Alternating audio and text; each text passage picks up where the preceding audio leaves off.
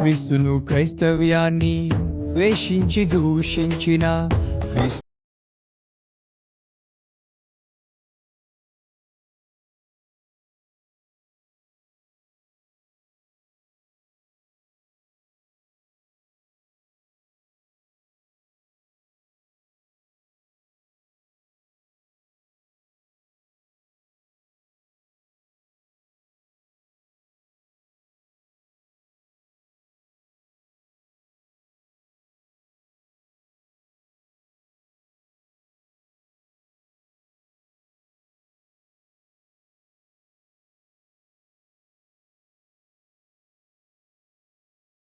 Shalom everyone.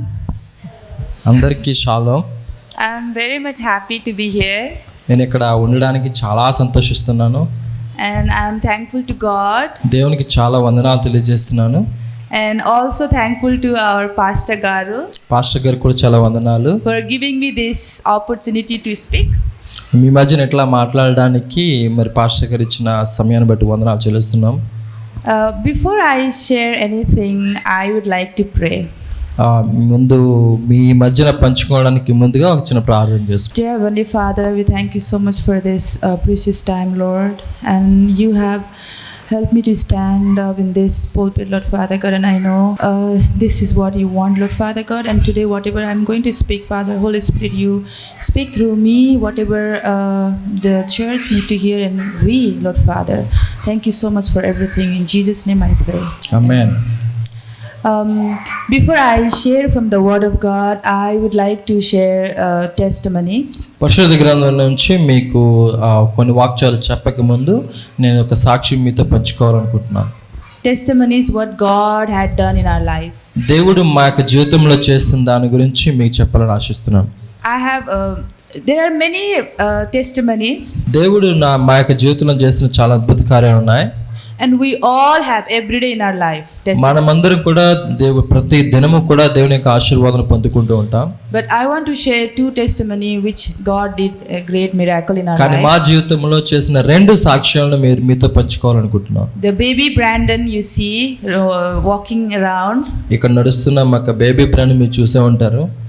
When he was in my womb, ఒక Brandon నా కడుపులో ఉన్నప్పుడు, when he was 5 months, అది 5 నెలల గర్భంతో ఉన్నప్పుడు we did ultrasound, అది మన సిటీ స్కాన్ చేస్తారు కదా, అది స్కాన్ చేసినప్పుడు and we found out that he has some problem, అది డాక్టర్ గారు ఏం చెప్పారంటే బాబుకి చిన్న ప్రాబ్లం వచ్చిందని చెప్పారు. and he's supposed to do, there are some tests he wrote, అప్పుడు ఆ బాబుకి ప్రాబ్లం ఉన్నప్పుడు టెస్టులు చేయాలి, ఎక్కువ టెస్టులు చేయాలన్నారు. but we could not do because of pandemic.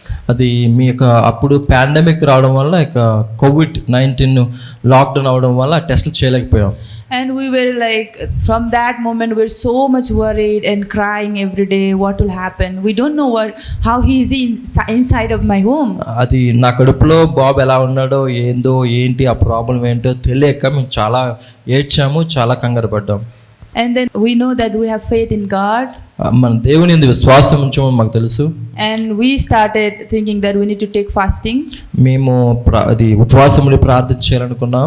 and my husband took 21 days fasting, నేను 21 రోజులు నేను ఫాస్టింగ్ ప్రార్థన చేస్తాను బాబు కోసం. and we both started praying, మా ఇద్దరం కూడా ఒక గృహంలో ప్రార్థన చేయడం మొదలు పెట్టాము. and I know church all of you prayed for మీరు this. కూడా మా బాబు కోసం ప్రార్థన చేశారని మాకు తెలుసు. And we were praying, but still then we were like so much worried how he is gonna born. అది ప్రార్థన చేస్తున్నప్పుడు కూడా అసలు బాబు ఎట్లా పుడతాడు అని మేము చాలా కంగారు పడ్డాం. Because doctor was telling us that he might born as abnormal. అది అబ్నార్మల్ అంటే కాళ్ళు చేతులు వణికి లేదా వంకరగా ఉండి, లేకపోతే చేతులు వంకరగా ఉండి ఏదో అబ్నార్మల్గా పుడతాడని డాక్టర్ గారు చెప్పారు యాక్చువల్గా అయితే. And then we were praying and we were waiting for that time when he will be born. మేము ప్రార్థన చేస్తూ ఎప్పుడైతే పుడతాడో దాని గురించి వెయిట్ చేస్తూ ఉన్నాం. And the time has come, he born. ఒక టైం వచ్చింది, పుట్టాడు. He was like, my sister and my husband was telling, he was moving his hand like this and leg. చాలా బాధపడ్డాం కదా. ఎప్పుడైతే పుట్టిన పుట్టినప్పుడు చూస్తే వాడి చేతులు, రెండు చేతులు, రెండు కాళ్ళు ఆడిస్తూ చాలా హ్యాపీగానే పుట్టాడు. There were some baby who was like not opening eyes like this sleeping. అది వీడితో పాటు పుట్టిన వాళ్ళు వేరే వార్డులో ఉన్న వాళ్ళు అంటే కళ్ళు మూసుకుని నిద్రపోతుంటే, But our baby Brandon was like want to drink one bottle milk, he finished. అది As soon as he was వాడు born. కళ్ళు తెరిచి పుట్టిన వెంటనే పాలు పట్టేస్తారు కదా, పాలు పట్టినప్పుడు ఒక బాటిల్ మొత్తం పాలు తాగేస్తాడు వీడు. He was very active. చాలా యాక్టివ్గా కూడా ఉన్నాడు, చాలా హెల్తీగా కూడా పుట్టాడు And పాపం. he's still active. ఇప్పుడు కూడా మీరు చూసేటట్టు చాలా యాక్టివ్గా చాలా అలవాటు చేస్తూ ఉంటాడు వాడు. Praise the Lord. దేవునికి వందనాలు చెల్లిస్తున్నాం దాని గురించి. And you know what? Which doctor we sent that result to see what actually happening? Pravin's అప్పుడు friend. టెస్ట్ రిజల్ట్ వచ్చినప్పుడు, అదే గర్భంతో ఉన్నప్పుడు మా ఫ్రెండ్ సిఎంసి వెల్లూరులో ఉంటే ఆవిడకి టెస్ట్ రిజల్ట్ పంపించాం. She was actually thinking that he might born abnormal. ఆవిడ కూడా ఏమందంటే అబ్నార్మల్ గా పుడతాడేమో అనుకుంది ఆవిడ. And she came to visit us. ఆవిడ సిఎంసి వెల్లూరు నుంచి వచ్చి ఒకసారి మమ్మల్ని చూడడానికి వచ్చింది ఆవిడ. And she hold the baby Brandon. ఆ బేబీ బ్రాండెన్ పట్టుకుని ఇట్లా చేత్తో పట్టుకుని She was checking all his eyes, his nose, his leg, hand, everything. అంటే ఆవిడ మొత్తం వీటి కాళ్ళు, చేతులు, కళ్ళు, ముక్కు మొత్తం అన్ని చెక్ చేస్తుంది. And she was surprising. She was saying that this is miracle. అప్పుడు ఇట్లా పట్టుకుని చేతిలో పట్టుకుని ఆవిడ నిజంగా వీడు ఒక అద్భుతం అని చెప్పింది ఆవిడ. And this is what God did miracle in our lives. మా జీవితంలో దేవుడు ఒక గొప్ప కార్యం చేశాడు. దేవుడు ఒక మంచి బాబును దయచేసి మాకు. And the other miracle what God did in our lives is రెండో ఒక అద్భుతం మా జీవితంలో చేసింది ఏదనగా, my husband, he got COVID. నాకు కోవిడ్ వచ్చింది. He was in hospital for almost more than 20 days. 20 రోజుల కన్నా ఎక్కువ రోజులు హాస్పిటల్లో ఉన్నాను. And he was in ICU for almost. మా భర్త 5-6 రోజులు ఐసీలో ఉన్నాడు. And some of the people thinking that he might not come back from hospital. చాలా మంది అనుకున్నారు ఇతను మళ్ళీ హాస్పిటల్ నుంచి ఇంటికి రాడనుకున్నారు. He was very serious. నేను చాలా అతనికి మా భర్తకి చాలా సీరియస్ అయింది. When he was in hospital, I and my son also got fever. మా భర్త హాస్పిటల్ ఉన్నప్పుడు కూడా నాకు, తర్వాత బ్రాండన్ కూడా చాలా సీరియస్ అయింది, ఫీవర్ వచ్చింది. We were sick too. మేము కూడా చాలా And then ఫీవర్ తో బాధపడుతున్నాం. everybody started calling me and asking me, did he took vaccine? Why he didn't take vaccine? అది ప్రతి ఒక్కరు ఫోన్ చేసి నాకు, మీ ఆయన ఆవిడ ఫోన్ చేసి, మీ ఆయన వ్యాక్సిన్ తీసుకున్నారా, ఎందుకు వ్యాక్సిన్ తీసుకోలేదు, చాలా మంది నానా రకాలుగా మాట్లాడుకున్నారు. Instead of encouraging me like, oh he will be all right, we are praying for you, but they were discouraging me. అది వాళ్ళు మీకోసం ప్రార్థన చేస్తాము లేకపోతే మీ ఎంకరేజ్ చేయడం మానేసి మమ్మల్ని డిస్కరేజ్ చేస్తారు వాళ్ళు. And then I started praying. నేను కూడా ప్రార్థన చేయడం మొదలు పెట్టాను. And then we tell Baba Garu and all the church, I know all the church prayed for this బావగారికి sickness. చెప్పిన మా సంఘం అంతా కూడా ప్రార్థన చేసింది మా కోసం. And then in my heart I was thinking that the God who healed our son Brandon, నా హృదయం అనుకున్నాను, మా కొడుకుని, మా అబ్బాయిని బాగు చేసిన దేవుడు. it's not only that he did so many miracles from the childhood. మా బాబుని బాగు చేయడం కాకుండా మా జీవితంలో ఎన్నో గొప్ప కార్యాలు చేస్తాడు. అటువంటి దేవుడు కూడా, same God will heal him and he will give him good health. అదే దేవుడు మా భర్తను కూడా బాగు చేస్తాడని ప్రార్థన చేశాం. And God gave him healing. దేవుడు మా భర్త గారికి స్వస్థత దయచేశాడు. And he is here standing and speaking in front of you. మా భర్త మీతో మధ్యన ఉన్నాడు, మాట్లాడుతున్నాడు మీతో పాటు. Praise the Lord. దేవుని స్తోత్రం. హల్లెలూయా. Thank you for that. And then మీకు కూడా వందనాలు చెల్లిస్తున్నాం ప్రార్థన చేసినందుకు. today I want to speak from book of Haggai. Haggai యొక్క ప్రవచన గ్రంథం నుంచి మీకు ఒక వాక్యాన్ని బోధించాలని ఆశిస్తున్నాను. My husband will read in Telugu, chapter 2, verses 1 to 9. రెండవ అధ్యాయము 1 నుంచి 9 వచనాలు నేను చదువుతాను. 7వ నెల 21వ దినమున యెహోవా వాక్కు ప్రవక్తయగు హగ్గైకి ప్రత్యక్షమై సెలవిచ్చినదేమనగా, నీవు యూదా దేశపు అధికారియగు షయల్తీయేలు కుమారుడైన జెరుబ్బాబెలుతోనూ ప్రధాన యాజకుడగు యెహోజాదా కుమారుడైన యెహోషువతోనూ శేషించిన జనులతోనూ ఇట్లనను, పూర్వకాలమున ఈ మందిరముకు కలిగిన మహిమను చూచిన వారు మీలో ఉన్నారు కదా, అట్టి వారికి ఇది ఎట్టిదిగా కనబడుచున్నది, దానితో ఇది ఎందునకు పోలినది కాదని తోచుచున్నది కదా. అయినను యెహోవా ఆజ్ఞ ఇచ్చుచున్నదేమనగా, జెరుబ్బాబెలు ధైర్యము తెచ్చుకొనము, ప్రధాన యాజకుడకు యెహోజాదాకు కుమారుడైన యెహోషువ ధైర్యము తెచ్చుకోము, దేశములో ఉన్న సమస్త జనులారా ధైర్యము తెచ్చుకుని పని జరిగించుడి. నేను మీకు తోడుగా ఉన్నాను. ఇదే సైన్యములకు అధిపతియగు యెహోవా వాక్కు. మీరు ఐగుప్తు దేశము నుండి వచ్చినప్పుడు నేను మీతో చేసిన నిబంధన జ్ఞాపకము చేసుకొనుడి. నా ఆత్మ మీ మధ్యన ఉన్నది గనుక భయపడకుడి. మరియు సైన్యములకు అధిపతియగు యెహోవా సెలవిచ్చినదేమనగా, ఇక కొంతకాలము ఇంకొంక మారు ఆకాశమును భూమిని సముద్రమును నేలను నేను కంపింపజేతును. నేను అన్యజనులందరినీ కదిలింపగా అన్యజనులందరి యొక్క ఇష్ట వస్తువులు తేబడును. నేను ఈ మందిరమును మహిమతో నింపుదును. ఇదే సైన్యములకు అధిపతి యెహోవా వాక్కు. వెండి నాది, బంగారు నాది. ఇదే సైన్యములకు అధిపతి యెహోవా వాక్కు. ఈ కడవరి మందిరము యొక్క మహిమ మునుపటి మందిరము యొక్క మహిమను మించునని సైన్యములకు అధిపతి యెహోవా సెలవిచ్చుచున్నాడు. ఈ స్థలమందు నేను సమాధానము నిలుపను అనుగ్రహించుతను. ఇదే సైన్యములకు అధిపతి యెహోవా వాక్కు. Amen. And also book of Ezra chapter 3 verse 12. Ezra పుస్తకము 3వ అధ్యాయము 12వ వచనం. మునుపటి మందిరమును చూచిన యాజకులలోను ఈ లేవీయులను కుటుంబ ప్రధానులలోను వృద్ధులైన అనేకులు ఇప్పుడు వేయబడిన ఈ మందిరము యొక్క పునాదిని చూచి గొప్ప శబ్దముతో ఏడ్చిరి. అయితే మరి అనేకులు సంతోషము చేత బహుగా అరచిరి. Thank you. You have been, I think, hearing about this Solomon temple from Pastor Garu. Pastor గారి నుంచి మనం ఎప్పుడు కూడా సొలొమోను కట్టించిన మందిరం గురించి వింటూనే ఉన్నాం కదా. And just now whatever we read it out, ఇప్పుడు మనం చదివిన బట్టి I want to give you some background actually what had happened. అది ఈ యొక్క మనం చదివిన దాని గురించి కొంత బ్యాక్గ్రౌండ్ మీకు ఇవ్వాలని తెలియజేస్తున్నాను. There is a nation called Israel, ఇశ్రాయేలు దేశం ఉన్నది, whom God loved so much. దేవుడు ఆ ఇశ్రాయేలు దేశస్తులను ఇశ్రాయేలు దేశం ఎంతగానో ప్రేమించాడు. And these people always sometimes I feel like they took advantage of God's love. ఒక్కొక్కసారి నాకు అనిపిస్తుంది అంటే ఈ ఇశ్రాయేలు ప్రజలు దేవుడు ఎంతగా ప్రేమిస్తున్నాడు కనుక దేవుని యొక్క ప్రేమను వీళ్ళు అడ్వాంటేజ్గా తీసుకున్నట్టు అనిపిస్తుంది. They commit sin before the eyes of the Lord. వాళ్ళు దేవుని యొక్క కళ్ళ ముందే పాపం చేసి And God would get angry. and దేవుడు వాళ్ళ మీద కోపం ఉంచుతాడు. And He will sell them to other nation. వాళ్ళు దేవుడు ఏం చేస్తారంటే వాళ్ళ ఎదురు దేవుడు అది అన్ని జనస్తులకి అప్పగించేస్తాడు. And again they will cry and they will repent and please God help us.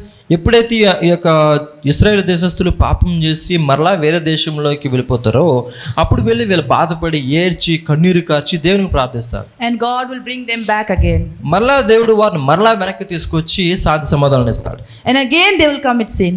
మరలా వాళ్ళు పాపం చేస్తారు. And again God send them to enemy's hand. మరలా వాళ్ళ పాపం చేసిన దేవుడు వాళ్ళని శిక్షించి వేరే జనస్తులు పంపించారు. This happening continuously. అది మరలా ఒక సైకిల్ లాగా అలా జరుగుతూనే ఉంటుంది. Still then God loved them so much. అలా చేసినా కూడా దేవుడు వాళ్ళని ఎంతగానో ప్రేమిస్తాడు. Because God had a greater plan for this nation. ఎందుకంటే దేవుడు వారి మధ్య ఒక పెద్ద ప్రణాళిక ఉంచుకున్నాడు కనుక. He wanted to bring the savior from this generation. ఈ ఇశ్రాయేలు దేశం నుంచి ఇశ్రాయేలు ప్రజల నుంచి మనకు రక్షకుని తీసుకురావాలనే ప్రణాళిక ఆయన దగ్గర ఉంది కాబట్టి. And there were so many times it was happening. God was sending them to enemy's hand, and again they will cry and He will bring them back. Again they will send them, He will get angry. This things was continuously happening. వాళ్ళ పాపం చేసిన తర్వాత దేవుడు కోపపడి వాళ్ళని ఇతర దేశస్తులకు పంపించేస్తే వాళ్ళు మరలా ఏడ్చి దేవుని దగ్గర ఏడ్చి మరలా దేవుడు వాళ్ళని వెనక్కి తీసుకురావడం, మరలా వీళ్ళు పాపం చేయడం, మరలా శిక్షించడం ఇట్లా జరుగుతూనే ఉంటుంది. We read in Exodus how Moses brought them from the Egypt. They were in slavery for many years. నిర్గమకాండంలో చూసినట్లయితే ఎట్లా అయితే మోషే యొక్క ఇశ్రాయేలు ప్రజలు స్లేవరీ అంటే బానిసత్వం నుంచి తీసుకొచ్చాడో నిర్గమకాండంలో చూస్తాం. And so many miracles He did there. దేవుడు ఇశ్రాయేలు ప్రజల మధ్య ఎన్నో అద్భుత కార్యాలు చేస్తాడు. After coming from there also they commit sin before the eyes of the Lord. ఆ యొక్క బానిసత్వం నుంచి బయటకు వచ్చిన తర్వాత కూడా వాళ్ళు మరలా దేవుని ఎదుట పాపం చేసేవారు. And these things was happening continuously. అది మరలా అలా జరుగుతూనే ఉంటుంది. దానికి అది ఒక స్టాప్ లేకుండా జరుగుతూ ఉంటుంది వాళ్ళు. So this is just about Israel, and then there was a king Solomon. మీరు చూసినట్లయితే అలా ఇశ్రాయేల్ ప్రజలు చేస్తూ ఉంటే ఒకసారి ఒక రాజు సొలొమోను రాజు ఉన్నాడు. We know about David, like David came and there are Moses, so many like biblical history, and Solomon was there. చాలా చాలా రాజులు, తర్వాత మోషే తర్వాత యెహోషువ తర్వాత సాల్ తర్వాత దావీదు తర్వాత ఈ సొలొమోను రాజు వచ్చాడు. David wanted to build the temple for the Lord. దావీదు అయితే దేవునికి ఒక మందిరం కడదామని నిర్ణయించుకున్నాడు. But God denied. కానీ దేవుడు దావీదుని కట్టొద్దని చెప్పాడు. Because he killed many people. ఎందుకంటే దావీదు చాలా మందిని చంపడం వల్ల, అయితే ఒక రక్తము ఆయన మీద ఉండడం వల్ల. So he chose Solomon to build the God's temple. అందుకు సొలొమోను చేత దేవుని యొక్క మందిరం కట్టించాలని దేవుడు నిర్ణయించాడు. When he built that temple, in the Bible we see that how beautifully explained. ఎప్పుడైతే సొలొమోను యొక్క మందిరాన్ని కట్టాడో ఆ బైబిల్లో లిఖించబడింది ఏంటంటే అది చాలా సుందరమైన మందిరం అని చెప్పబడింది. Each and every design, door, and then the wood they brought to build the temple was so good quality. ఇప్పుడు సొలొమోను కట్టించిన మందిరం గురించి డీటెయిల్స్ చూస్తే ప్రతిదీ కూడా నాణ్యమైనది, ప్రతిదీ కూడా అతి పరిశుద్ధమైనది, అతి ప్రతిష్టమైనటువంటి మంచి మెటీరియల్తో ఆయన మందిరాన్ని కట్టాడు. And he even put the gold in it. ఆయన కూడా ఇప్పుడు బంగారం పెట్టాడు అందులో. It says that temple was glorious. It was so wonderful temple. ఇప్పుడు పరిశుద్ధ గ్రంథంలో రాయబడి ఉంటుంది ఆ యొక్క మందిరం అట చాలా మహిమ కలిగినది, చాలా గొప్ప మందిరం అని రాయబడి ఉంది. So many people were hearing about this temple that he built was so good. ప్రపంచమంతా ఈ యొక్క సొలొమోను కట్టించిన ఒక మందిరం గురించి చాలా మారుమోగిపోయింది. That's why Queen of Sheba came to visit this temple to see. ఇప్పుడు ఎక్కడో ఎథియోపియా అనే దేశము నుంచి ఈ యొక్క సొలొమోను కట్టించిన మందిరం ఎంత మహిమకరంగా ఉందో, ఎంత గ్లోరియస్గా ఉందో చూడడానికని షేబా అనే ఒక రాణి వచ్చి చూసింది. But what happened is this Babylon people came and destroyed everything. కానీ ఏమైందంటే చివరికి బాబిలోనీయులు వచ్చి ఈ యొక్క సొలొమోను కట్టించిన మందిరాన్ని కూలగొట్టేశారు. And they took them to exile. అని కూలగొట్టిన తర్వాత ఈ యొక్క బాబిలోనీయులు ఇశ్రాయేలును వాళ్ళ దేశంలో తీసుకుపోయి ఒక బానిసత్వంగా చేసి పడేశారు. And after that again they started crying to God. Many years they spent in slavery. They were crying. They were repenting. God save us. Take us back home. బబులోనులో ఉన్నప్పుడు ఈ యొక్క ఇశ్రాయేలు బబులోను కొని వేయబడినప్పుడు వాళ్ళు మరలా ఏడ్చి మరలా ప్రార్థన చేసి పశ్చాత్తాపంతో ప్రార్థన చేసేవారు. And then God heard their prayers. ఎన్నో సంవత్సరాలు అలాగా బానిసత్వంలో ఉన్నప్పుడు దేవుడు వారి యొక్క ప్రార్థన విన్నాడు. And God brought them back again to Jerusalem. మరలా దేవుడు వారిని విడిపించి బానిసత్వంలో నుంచి మరలా యెరూషలేముకి తీసుకొచ్చాడు. And then they started rebuilding the temple. ఎప్పుడైతే వాళ్ళు యెరూషలేముకి వచ్చారో మరలా వాళ్ళ యొక్క పడిపోయిన యొక్క మందిరాన్ని మరలా కట్టడం మొదలుపెట్టారు. Zerubbabel, the governor, and the priest Joshua. జెరుబ్బాబెలు ఒక పూజారి, తర్వాత ఇక జెరుబ్బాబెల్ governor, and then Joshua is the priest. Jashuva యొక్క యాజకులు, తర్వాత జెరుబ్బాబెలు యొక్క నాయకత్వంలో జాషువా అనే యాజకుడు ద్వారా యొక్క టెంపుల్ని అదే మందిరాన్ని కట్టడం మొదలుపెట్టారు. They started building. వాళ్ళ యొక్క నాయకత్వంలో ఒక మందిరాన్ని మరలా తిరిగి కట్టడానికి పూనుకున్నారు. But as they started building, that building did not come as Solomon built.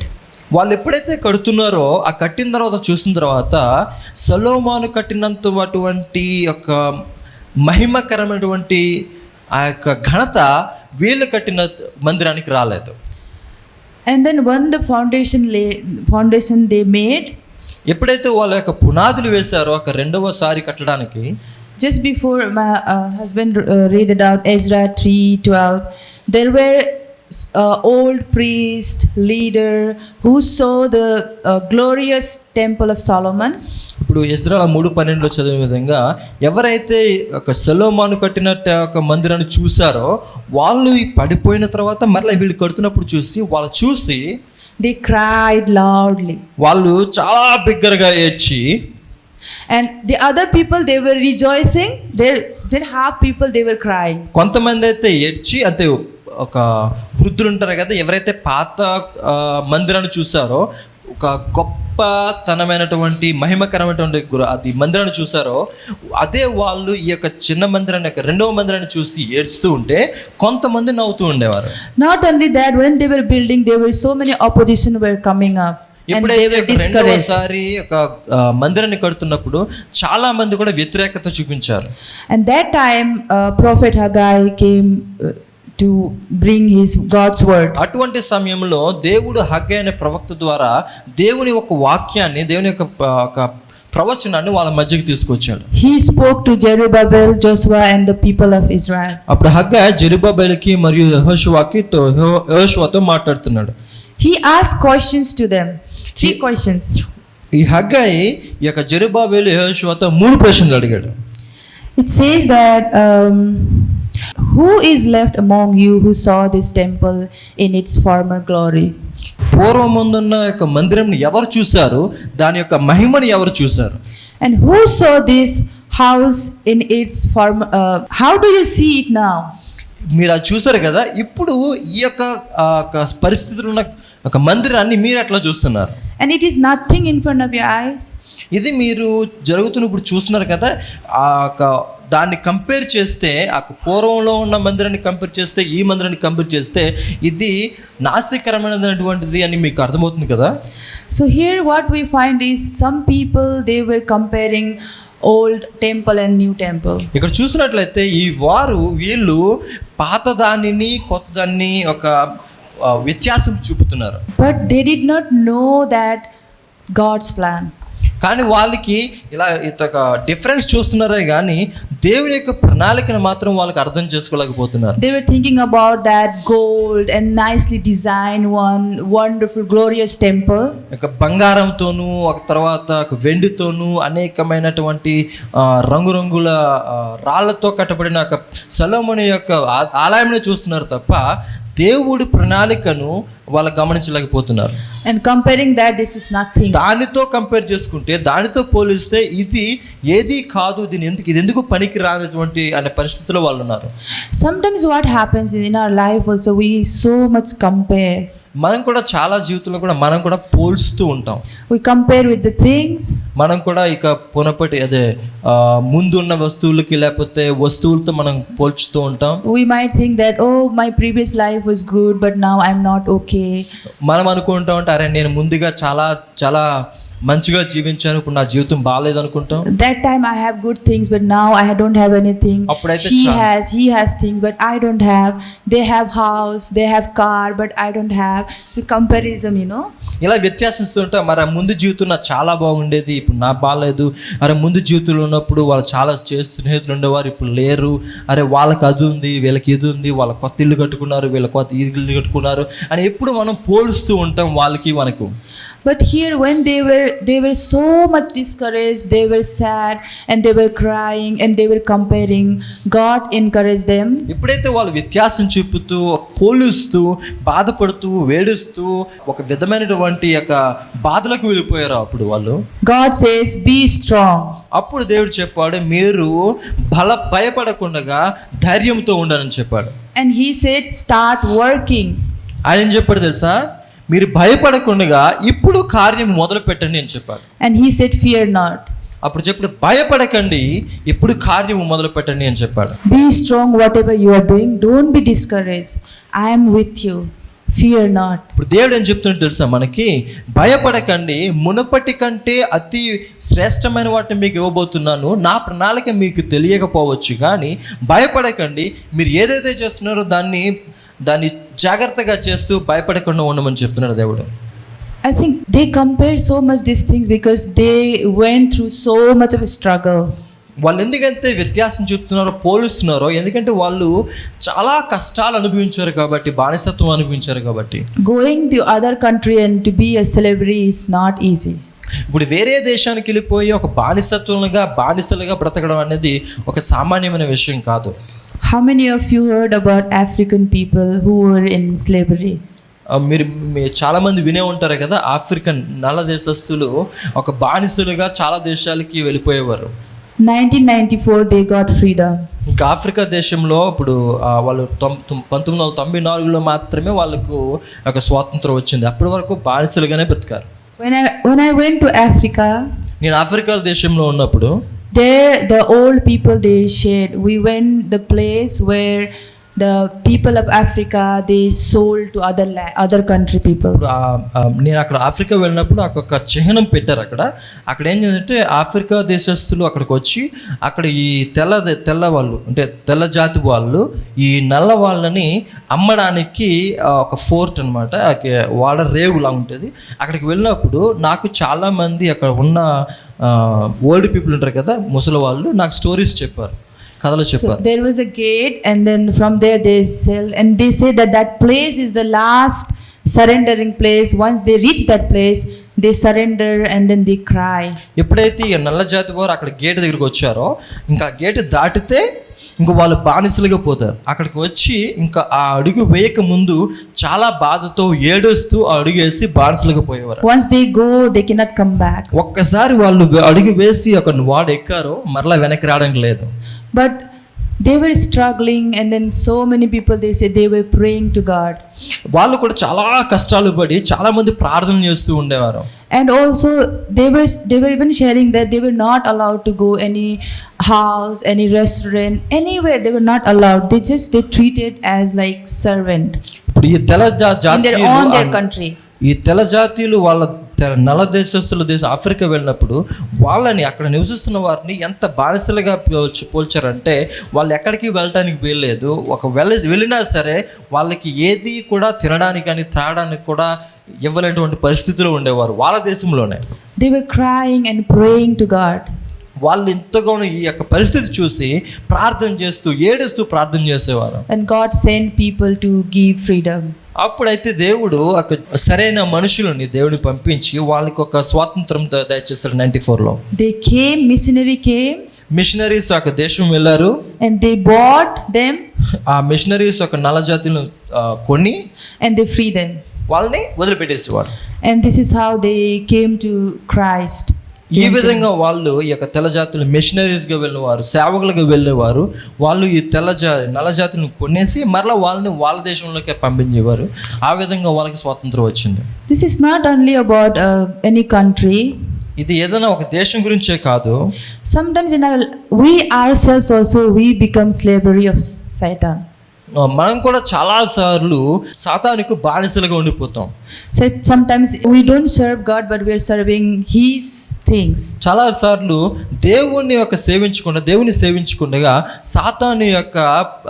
సాతాను సేవిస్తూ ఉంటాం, సాతాను బానిసగా ఉంటాం. Our mind, our heart, our soul, sometimes we just allow them to control. మన మనస్సు, మన హృదయము, మన ఆలోచనలు సాతాను ద్వారా కంట్రోల్ చేయబడే విధంగా మనం ఉంటాం. Sometimes that is also we feel that we are under slavery of somebody. మనం కూడా ఒకసారి అనుకోండి, అదే విధంగా మనం కూడా ఒక సాతాను కింద మనం బానిసలుగా ఉంటాం అనిపిస్తుంది ఒకసారి. If we feel that sometimes we feel that I want to pray more, I want to spend time with the Lord, I want to read Bible, I want to praise him, but something is stopping us.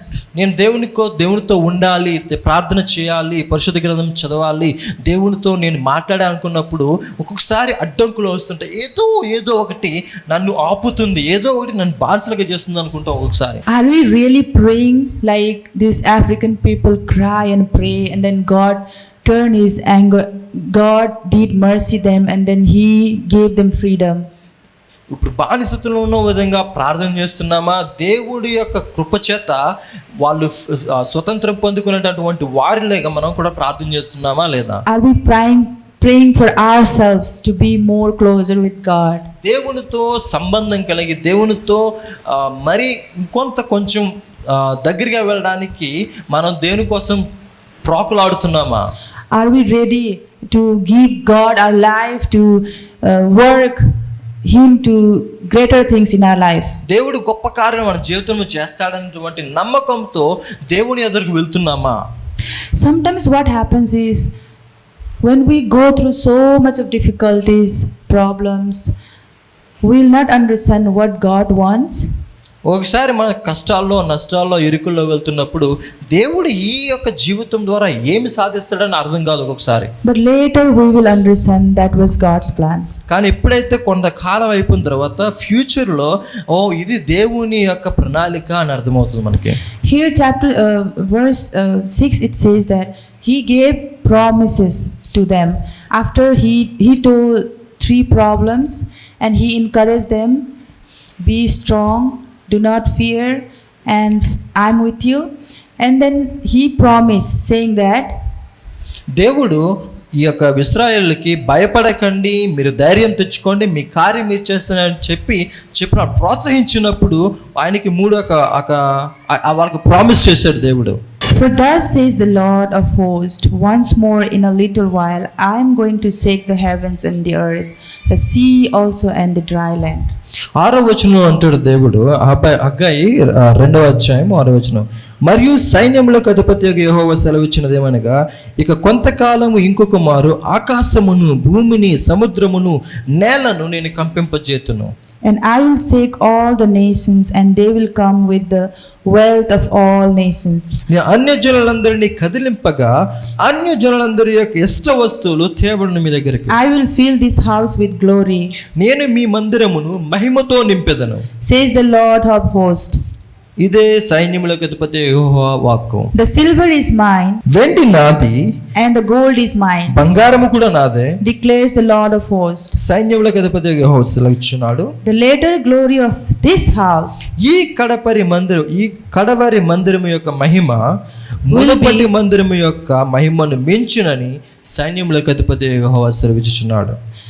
So here it says that the later glory of this house will be greater than the former. ఆయన చెప్తున్నాడు ఏంటంటే, మునుపటి మందిరము కన్నా ఈ యొక్క మందిరం యొక్క మహిమ మించునని చెప్తున్నాడు. Why he says that? ఎందుకు చెప్తున్నాడు అట్లాగా? Because the temple they were rebuilding was Jesus our Savior himself will walk in that temple. ఎందుకంటే ఈ యొక్క వీళ్ళు కడుతున్న ఈ మందిరములో ఎందుకు ఘనత వస్తుందంటే, అదే మందిరములో మన యొక్క రక్షకుడైన యేసుక్రీస్తు నడుస్తాడు, యేసుక్రీస్తు ఉంటాడు అనేటువంటి అందువల్ల అది మహిమకరంగా ఉంటుందని చెప్తున్నారు. And the Israelite people did not know about it. ఇశ్రాయేలు వారికి యేసుక్రీస్తు ఈ మందిరంలో నడుస్తున్నాడనే ఆ జ్ఞానము లేదు వాళ్ళకి. They were thinking about present only. వాళ్ళు యొక్క ప్రస్తుత కాలము గురించే మాత్రమే ఆలోచించారు. They were not thinking about future, what will happen. వాళ్ళ యొక్క భవిష్యత్తు కాలంలో ఈ యొక్క మందిరం యొక్క ఘనత ఎంత ఉంటుందో వాళ్ళకి అర్థం కాలేదు.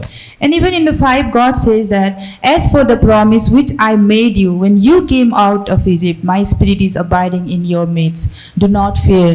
మీరు ఐగుప్తు దేశంలో నుంచి బయటకు వచ్చినప్పుడు నేను మీతో చేసిన నిబంధన జ్ఞాపకం చేసుకోండి, నా ఆత్మ మీ మధ్యన ఉన్నది కనుక మీరు ఎప్పటికీ భయపడకూడదని చెప్పాడు. He says, do not fear.